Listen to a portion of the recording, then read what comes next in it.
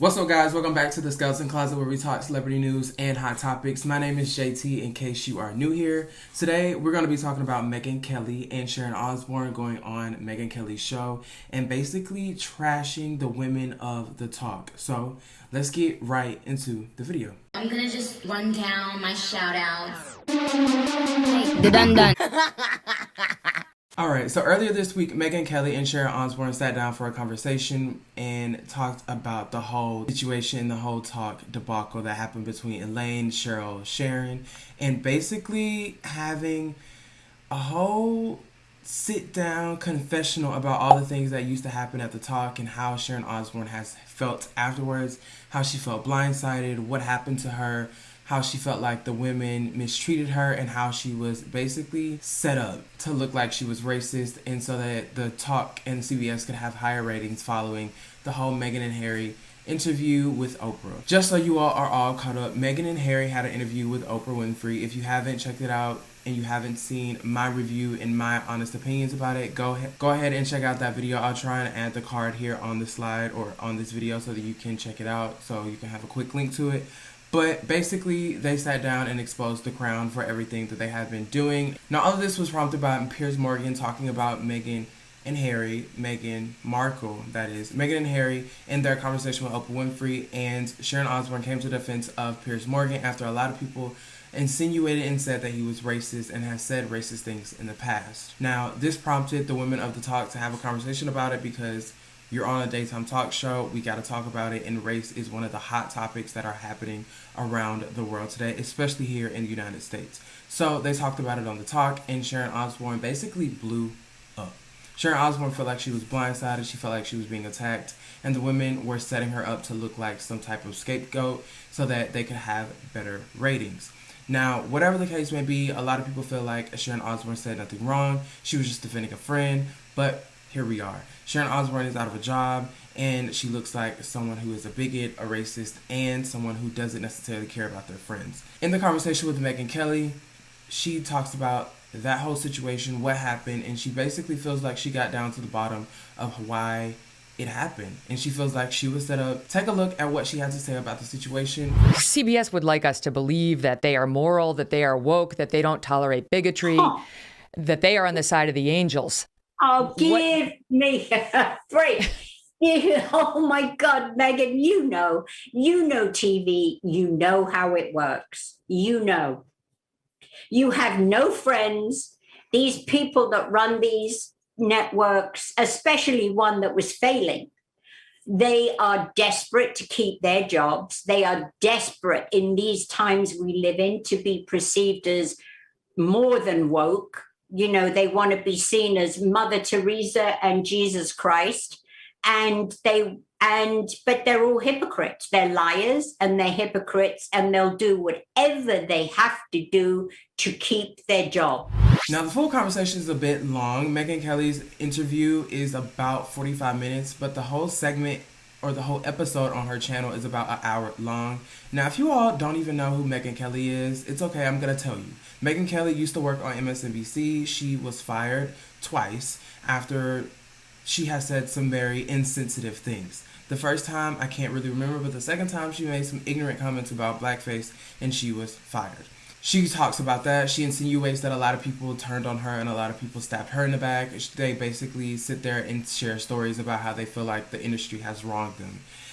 They go on to talk about how Don Lemon changed on them, switched on them, all in the name of becoming, better or having more viewers because they feel like they are the victims here, okay? You know what happens. You know what's going on. Karen, Sharon, Megyn Kelly are using their white fragility and their white tears to win over people so that they can have more viewers and people can feel sorry for them. You know, the same old sad story that white women do time and time again. It's old, it's played, it's nothing new. In this interview with Megyn Kelly, Sharon Osbourne says that Elaine Welteroth is a hypocrite because she shares this audio where she talks about feeling pressure from the black community to speak on certain type of things. And yes, a lot of black people in the industry are pressured to talk about certain things because they know that if they don't, they're going to be seen as weak. You don't want that. You don't want to shy away from the conversation about race because you don't want to make white people feel uncomfortable. Frankly, the time and the place for white people feeling comfortable is over. We've had that. We've done that. Going out of our way to make white people feel comfortable is tired. It's played. It's late. Moving on from that, she says that Sheryl Underwood has to go to anger management 3 times. I felt like that was so low and so lame. That was whack AF of her to basically out her for going to anger management and having therapy. That is whack. That is lame. And if you do that to your so-called friend, you are never their friend in the first place. When you fall out with somebody and you tell their business after you're no longer friends with them, and it's very childish. That just lets everybody know that you never really were their friend in the first place. And you were waiting on the perfect moment to stab them in the back and tell their business. Nobody knew that Sheryl Underwood had went to anger management before, and you told all that lady business for what? Then after that, she goes on to say that the showrunners of the show were weak and ridiculous because they basically bowed down to the executives and the higher-ups of CBS, all in the name of better ratings, better viewers, and more money. See, the problem that I have with this is that Sharon's story changes, or it doesn't really make any sense to me. You say that you arrived on set late. You said that the showrunner mentioned that they were going to have a conversation with you about it. You said yes, and then you feel like you were blindsided and you didn't have enough time to prepare. Well, sweetie, if these are your honest opinions, what time do you need to prepare for that? Also, why do you feel like you were blindsided when they asked you if you wanted to talk about it? And you have producers. If you had showed up on time, maybe you would have had more time to actually get your story together and you would have better answers to the questions that they were going to ask you. But honestly, whose fault is that? That's nobody's fault but your own. You can't blame the showrunners for not holding your hand during a difficult time that you were having on the show after you were defending your racist friend or someone who appears to be racist, and you feel like you were just using your freedom of speech. Well, they're using their freedom of speech too, sweetie. And nobody feels sorry for you. Well, at least I don't. But I do think it is important to mention that Elaine Welteroth is no longer on the show. She posted a picture on Instagram looking all glowy and pregnant, all smiles, on the same day that Sharon Osbourne had the conversation with Megyn Kelly. And Sharon still thinks that Elaine is a hypocrite because she was playing both sides. Again, this audio that she played for Megyn Kelly or shared with Megyn Kelly doesn't really say much to me. It doesn't really make me feel like she was playing both sides. I think she was still trying to be a good co-worker to her, but basically let her know that this is why we did what we did, and you can accept it, you can feel the way that you feel, but this is why we had to do what we had to do. And you might feel like we were wrong, but as black people in the community, our viewers and our black viewers especially expect us to hold white people accountable when they do questionable things. And I don't understand why Sharon wasn't understanding that. Maybe because she was still into herself. She hadn't stepped outside of herself, and I don't really see that from her. And that recording doesn't necessarily say what Sharon Osbourne has said when the audio wasn't rolling. What did she say afterwards? What did she say beforehand? Because there's still this HR complaint that Elaine made, her hairdresser and her stylist all made to HR on the same day that they had the conversation on the talk. So I don't really understand what you're trying to prove here, Sharon, but what I can tell you is you still look crazy. You still look crazy because during that whole conversation, you were the only one screaming, you were the only one crying, and you were the only one that was hysterical. You were the only one that was out of a job. You were the only one that left the network disgraced. You're not winning back any points. This whole redemption tour that you're going on isn't necessarily working, and I'm not believing anything that you're saying. And I don't think I'm the only one. And it's clear that her whole redemption tour, she's going to be going around trying to slash and drag these women's names through the mud, because during this interview, she says that Elaine went to HR multiple times, a lot. She's just one of those women. I don't really know what that's supposed to mean. Well, she says she's just one of those people. That's just who she is. And she says that she feels like she wants her rights and she'll fight for it, which I kind of admired at the beginning. I don't know her well. You got to remember, I only worked with her from January to March, so I don't really know her well, but just a hypocrite. Again, she's dragging these women through the mud. She's trying to make herself look more reliable than she is, and she's trying to destroy everybody else's credibility, possibly because she still wants to work. She wants a new job, and people have painted her to be difficult to work with and crazy, hysterical, and possibly racist. So she's trying her best to get some cool points from wherever she can get them, possibly from the far right, because that's where Megyn Kelly and her viewers lie. We're just going to have to wait and see what happens and where Sharon Osbourne lands. Personally, sis, you have enough money. I don't know why you still want to be in Hollywood anyway, but maybe old habits die hard. I don't know. Whatever the case may be, wish you the best of luck. But personally, I'm tired of seeing it. I'm tired of hearing about it. And I just wish you would just get off of your high horse. Realize what you did was wrong. Be more compassionate. Have a little bit of sympathy. Step outside of yourself a little bit. And take account for what you did. Take accountability for your actions like the grown woman that you are. At your big age, you should really understand what you did was wrong and how you affected other people. You know what I'm saying? You're too old, you're too big, and you're too grown.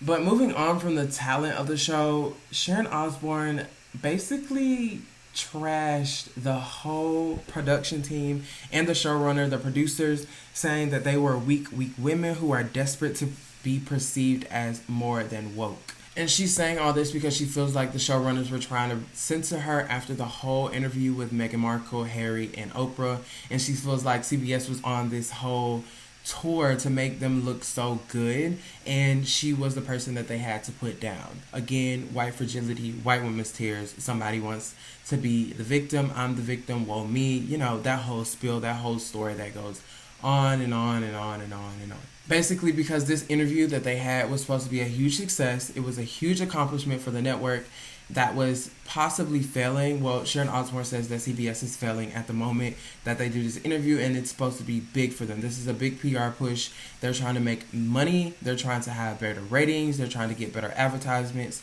And they don't want Sharon Osbourne to stand in the way of that. Because if you are going on TV trashing the interview, that's going to make people turned off from the interview and turned off from Meghan and Harry, and we don't need that. We need that publicity, but also there isn't a such thing as bad publicity.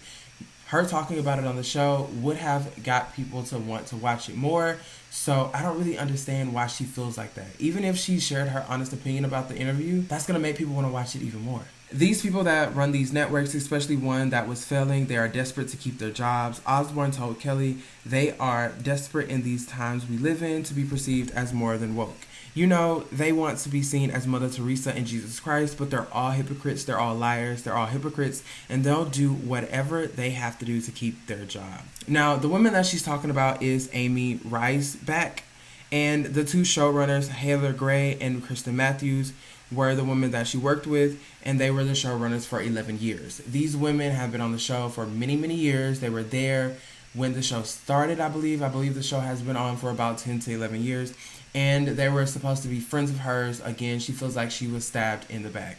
I don't know. Let me know what you guys think down in the comment section below. Personally, I think that this is just a situation where she put her foot in the mouth, and they don't want to deal with your drama anymore. Mind you, this isn't the first time somebody has said something about Sharon Osbourne being a co-worker that you don't want to work with. In March, when all of this went down, a lot of allegations came out about Sharon Osbourne saying some racial, homophobic comments about Holly Robinson Peete, Leah Remini, as well as Julie Chen. So let me know what you guys think down in the comment section below. If you think Sharon Osbourne is telling the truth, do you think that she was the scapegoat? Do you think that they set her up to make the show look better? Personally, I don't think that's the case because why would they do that? Why would that be the case? Because if you take a look at the show now, nobody's watching it. They've changed the show completely. There are two guys on there. Elaine Walteroth is no longer on the show, possibly because the work culture was just too bad to handle, and she didn't feel comfortable being there anymore. As well, the show is still struggling. So I don't think that a scandal ousting Sharon Osbourne was going to help that. I think that that possibly would hurt it more than it would help it. Nobody's watching the talk still, and we're still having this conversation about Sharon Osbourne feeling like she was the scapegoat or she was set up. Personally, I'm over it. I think I've said that before, but let me know what you guys think down in the comment section below. If you haven't already, be sure to hit that like button so that I can know how you felt about today's video, as well so that you can help me get it pushed through in the algorithm a little bit. Definitely appreciate that. As well, go ahead and hit that subscribe button so that you can join us in the closet and become part of the family. Thank you guys so much for watching. I'll catch you in the next one. Take care.